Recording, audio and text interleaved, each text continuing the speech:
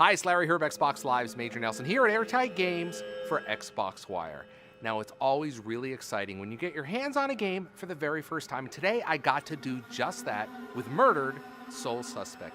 Now, this is a detective thriller game where you play a detective that is killed and you have to solve your own murder from the afterlife. We got a chance to talk to the team. Let's take a look. I think Murdered Sole Suspect is a really original take on the concept of the true crime murder mystery. But in the case of our game, what if you died and now you had to solve your own murder?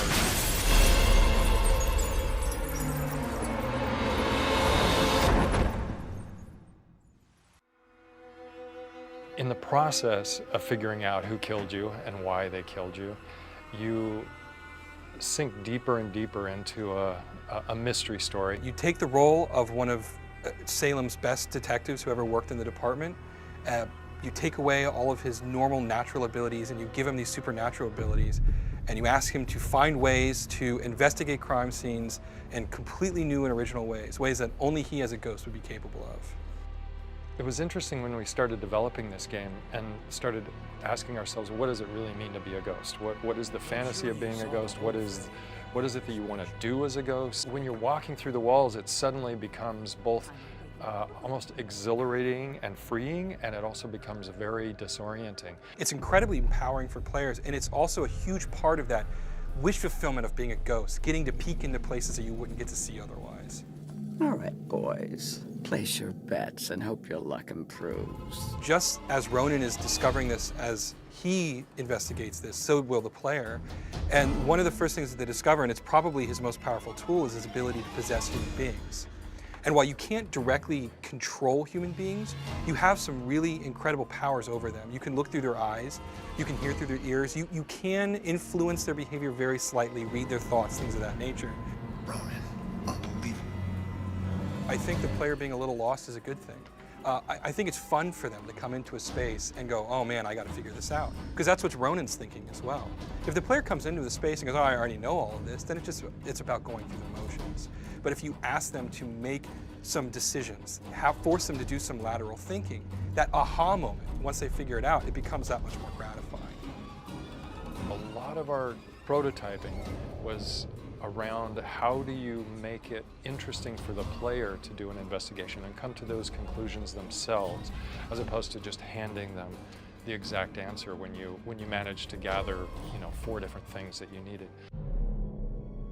We have a mechanic in the game where you have to take complex thoughts and you have to organize them in a way that'll make sense to the character Ronan. Great example would be you need someone to think about something, or you need someone to move in a particular way, but you can't directly say, hey, move this. You have to basically put a thought into their head. So a witness in one of the crime scenes, she's too distraught to articulate what she saw to a police officer.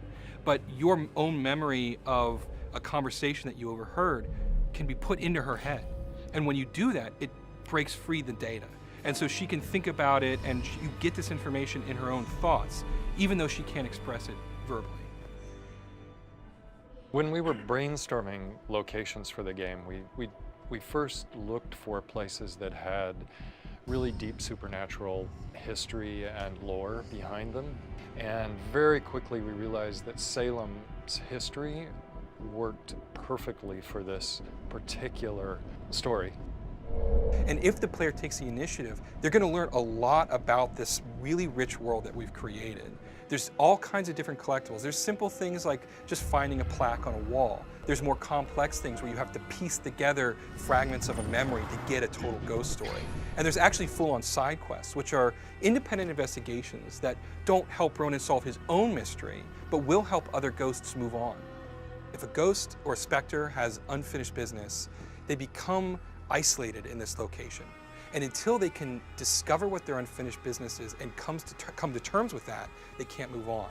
And that's where the ghosts come from. Any spirit you find lingering in the dust is there because they don't know how to resolve their unfinished business. And as I mentioned before, if you're there too long, you become one of these demons.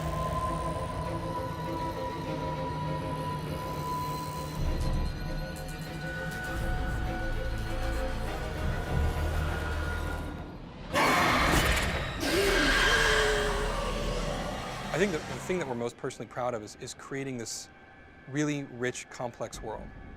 Something that we hope the players really want to get lost in, spend a lot of time in, learn everything that there is, find every nook and cranny. They don't just look at it like, oh my God, where is the first fight? Where is the first thing I can shoot? I want them to like the character of Ronan, like what he can do, and just really be excited about this, our own kind of personal take on ghost lore.